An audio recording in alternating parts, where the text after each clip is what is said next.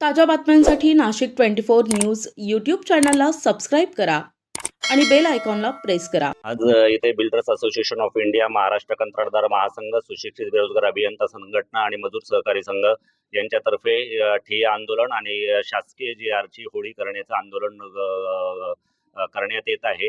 जोपर्यंत आमच्या मागण्या मान्य होत नाही आणि तो सदर अन्यायकारक GR जोपर्यंत मागे घेण्यात येत नाही तोपर्यंत इथून कोणीही हलणार नाही.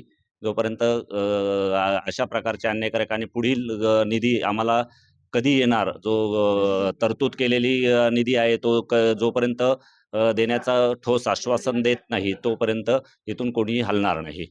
आदिवासीच्या असमान निधीबाबत आम्ही आज सगळे ठिय्या आंदोलनासाठी अधीक्षक अभियंत्यांच्या कॅबिनमध्ये बसलो. जोपर्यंत त्यांच्याकडनं आम्हाला सकारात्मक निर्णय मिळत नाही त्याशिवाय आम्ही इथं उठणार नाहीये. सचिवांना इथपर्यंत हा मेसेज गेलाच पाहिजे असा आमच्या सगळ्या ठेकेदारांच्या, बिल्डर असोसिएशन, कॉन्ट्रॅक्टर संघटना यांच्या वतीने आम्ही हा ठिय्या आंदोलनाचा निर्णय घेतलेला आहे.